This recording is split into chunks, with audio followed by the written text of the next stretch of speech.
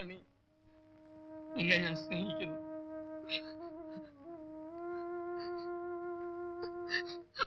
എന്താ?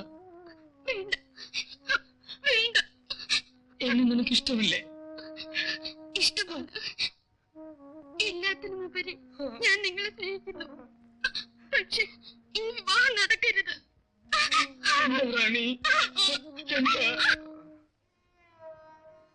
ഇഞ്ചക്ഷൻ ഞാൻ എടുത്തിട്ടുണ്ട്. ഈ മരുന്ന് ഇപ്പൊ തന്നെ വാങ്ങിക്കൊടുക്കണം.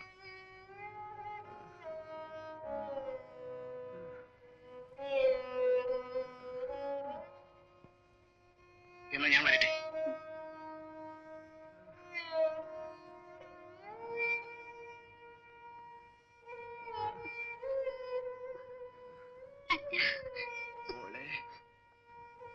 പണത്തിന് എന്ത് ചെയ്യും? മോളൊരു കാര്യം ചെയ്യും. ആ ചേട്ടു മാനേരെ കാണിച്ച് അച്ഛനൊരു 100 രൂപ കൂടി തരാൻ പറ. അടുത്ത മാസത്തെ ശമ്പളത്തിൽ നിന്ന് പിടിച്ചോളാൻ പറ.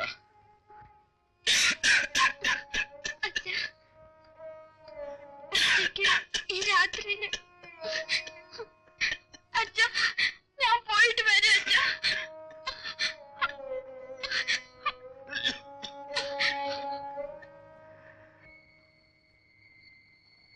മാനേജർ സാറുണ്ടോ? സാറുണ്ടോ? വീട്ടിലാണ്.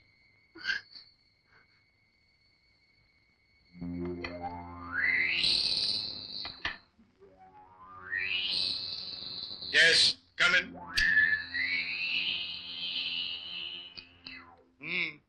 അച്ഛന് കൂടുതലാണ്. ഓ, കാശ് വേണമായിരിക്കും. 100 രൂപ തരാൻ അച്ഛൻ പറഞ്ഞു.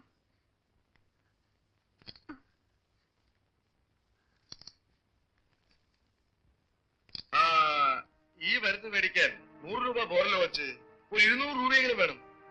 ആ നോക്കട്ടെ. ആ ഉണ്ടല്ലോ.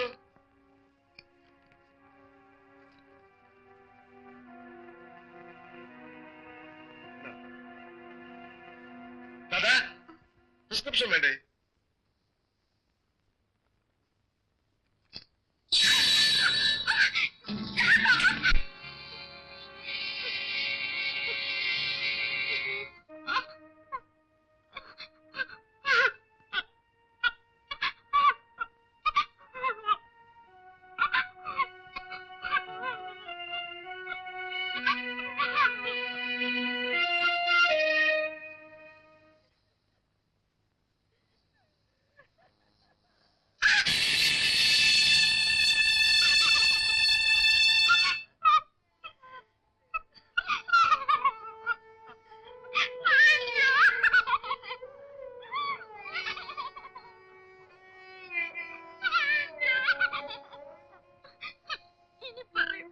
അറിഞ്ഞു ചെയ്യുന്നതാണ് കുറ്റം, അറിയാതെ ചെയ്യുന്നത് കുറ്റമല്ല.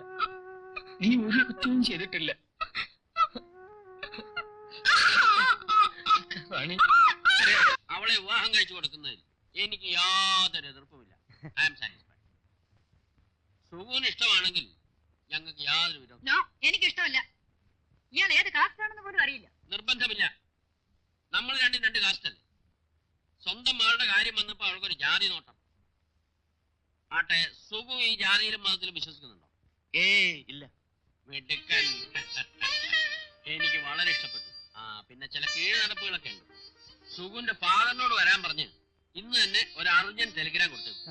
ഫാദർ മുനിസിപ്പൽ ചെയർമാനാണെന്നല്ലേ പറഞ്ഞത്. ഫാദർ വന്നു കഴിഞ്ഞാൽ ഉടനെ നമുക്ക് സമയം നിശ്ചയിക്കാം. ഞാൻ പറഞ്ഞില്ലേ അച്ഛൻ സമ്മതിക്കുമെന്ന്. ഇന്ന് തന്നെ സുഖുവിന്റെ അച്ഛന് കത്തെഴുതണം. എന്താണെന്നും മിണ്ടാത്തത്? അച്ഛനെ വരുത്തുന്ന കാര്യമൊന്നും നടക്കില്ല. അതെന്താ? അച്ഛനതൊന്നും ഇഷ്ടപ്പെടില്ല. എന്റെ നാട് ഒരു ഗ്രാമമാണ്. പട്ടണത്തിലെ പെമ്പിള്ളേരോട് അച്ഛന് പുച്ഛം. എന്നും ഗ്രാമത്തിൽ നിന്ന് കല്യാണം കഴിച്ചാൽ മതി. അച്ഛന്റെ അഭിപ്രായമാണ് ഞാൻ പറഞ്ഞത്. അതൊന്നും സാരമില്ല. സുഖു പറഞ്ഞ അച്ഛൻ കേൾക്കും. കേൾക്കില്ല പെണ്ണെ. അച്ഛനുമായി ആലോചിക്കുന്ന കാര്യം നടക്കില്ല. പിന്നെന്ത് ചെയ്യും? പിന്നെ എന്തോ ചെയ്യും?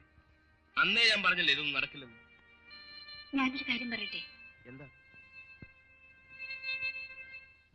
ഊരേതും தெரியாது, ജാതി ഏതും தெரியாது. അങ്ങനെ ഒരുത്തിന് കല്യാണം ചെയ്തു കൊടുക്കാൻ എന്നെ എത്ര നിർബന്ധം? കുഞ്ഞുങ്ങളുടെ ഇഷ്ടം നമ്മൾ നോക്കണ്ടേ ചേട്ടത്തി? ജനാർദ്ദൻ എന്നെ ഒരു കുറവ്.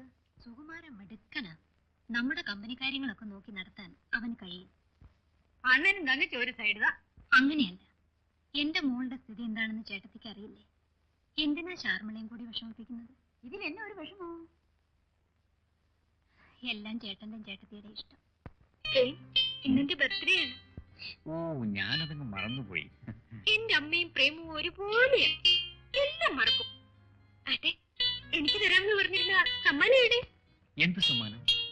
ഓർമ്മയില്ലേ പണ്ട് എന്നോട് പറഞ്ഞിരുന്നത്? അതെ അതെ അതെ, ഓർമ്മയുണ്ട്. ഇല്ല, ഞാൻ പറയാം. അന്ന് നമ്മൾ ആർട്ടംബോറിയത്തിൽ കണ്ടില്ലേ ആ മാർബിൾ പ്രതിമ?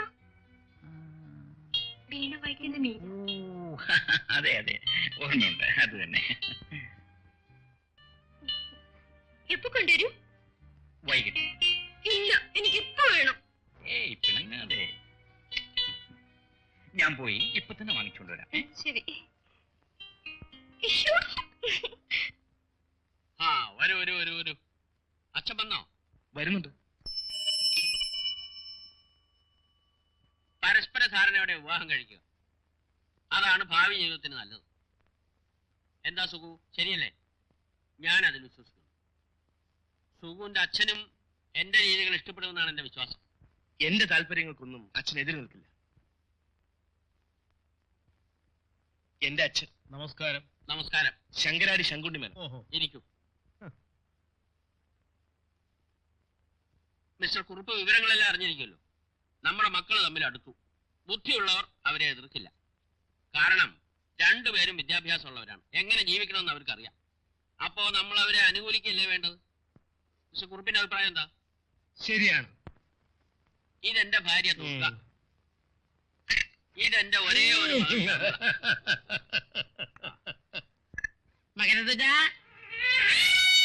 അതാരാണ്? അച്ഛന്റെ ഓഫീസിലെ പ്യൂണിന്റെ പേരാ. അതെ അതെ. അപ്പൊ കല്യാണം നമ്മൾ തീരുമാനിക്കുന്നു. ഈ മാസം തന്നെ നടത്തണം. ഇനി നീട്ടിക്കൊണ്ടുപോകാം. ജനാർദ്ദന, ഈ സുഖുവിന്റെ അച്ഛൻ ശർമ്മയുടെ കല്യാണം തീരുമാനിക്കാൻ വന്നതാ. നമസ്കാരം. നമസ്കാരം.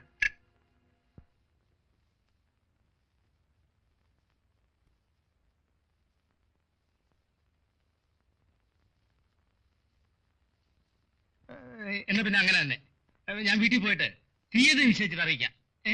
എന്താ ധൃതി? അല്പം ധൃതിയുണ്ട്. നാട്ടിൽ പോയിട്ട് ഓഫീസിൽ ചില കാര്യങ്ങളുണ്ട്. ശരി. അപ്പൊ ഞാൻ വരട്ടെ.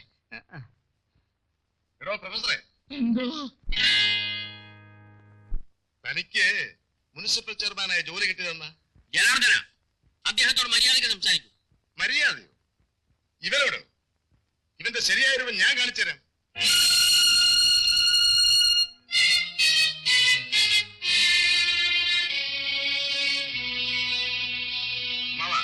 ഇവനാണ് പ്രൊഫസർ മാളവിയ. റോഡിലുള്ള കൈനോക്ക് കളിക്കുന്ന തെണ്ടി. നീ ആരോടാണ് കളിച്ചെന്നറിയാമോ? അടിച്ചതിന്റെ കൈ കാര്യം ഒടിച്ചു കളി. എന്നെ ഒന്നും ചെയ്യരുത്. ജീവിക്കാൻ വേണ്ടി പല ജോലി ഞാൻ നോക്കി. അവസാനം പട്ടിണിയായി. അപ്പോഴാണ് സാറ് വന്നിങ്ങനെ ഒരു കാര്യം പറഞ്ഞത്. 100 രൂപയും തന്ന്. കേട്ടില്ലേ കഥ? ഇറങ്ങി പോടാ ഇവിടുന്ന്. നിന്നെ ഇനി നാട്ടിൽ കണ്ടുപോരുത്. ഇത് വെച്ചോ. കണ്ടില്ലേ മരുമകന്റെ ഗുണങ്ങൾ? ഈ മീശ ആരുടെയെങ്കിലും മുഖത്തൊട്ടിച്ചിട്ട് മരുമകന്റെ അച്ഛനായി അഭിനയിക്കാൻ പറ. യോഗ്യനായി ലളിത് നടക്കുന്നു.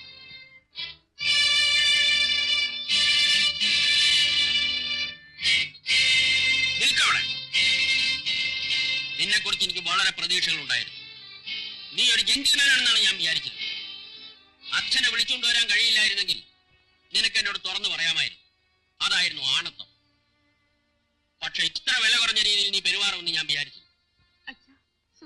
മിണ്ടരുത്. ഇന്ന് നീ എന്നെ ചതിക്കാൻ ശ്രമിച്ചു. നാളെ നീ എന്റെ മകളെ ചതിക്കും. So you can go. But one thing, ഇനി ഈ പടി കൂടെ കയറിപ്പോരും.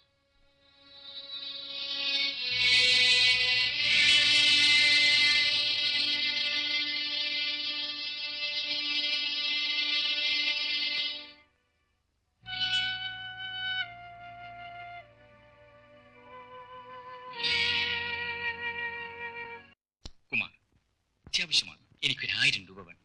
എന്തിനാ നിനക്ക് 1000 രൂപ? അതൊന്നും നീ ഇപ്പൊ അറിയണ്ട. പരമരഹസ്യമാണ്. കുഴഞ്ഞല്ലോ. എന്റെ ഒറ്റ പൈസയില്ല. അതൊന്നും പറഞ്ഞാൽ പറ്റൂല. എങ്ങനെയെങ്കിലും സംഘടിപ്പിച്ചേ പറ്റൂ. വിഷമിക്കണ്ട, നമുക്ക് സംഘടിപ്പിക്കാം. വാ.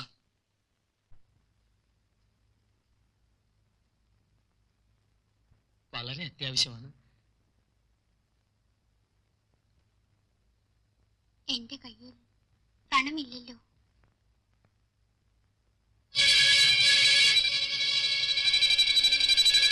ഇത് കൊണ്ടുപോയി കാര്യം സാധിക്കും.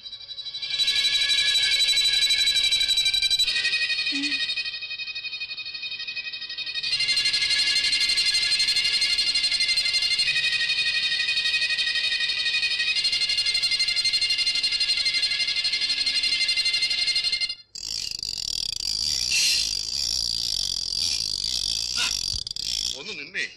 പ്രേമം മൂത്ത് മൂത്ത് ഇവിടം വരെയായല്ലേ? കൊള്ളാവല്ലോ. നിനക്ക് പണവും മറ്റോ വേണമെങ്കിൽ കമ്പനി നിന്ന് വാങ്ങിക്കൊള്ളു. എന്തിനാ സുന്ദരമായ ഈ കയ്യിൽ കിടക്കുന്ന വളകളെല്ലാം ഒരു കൊടുക്കുന്നു? ഇത് ഇതുവരെ എത്തുമെന്ന് നോക്കാം.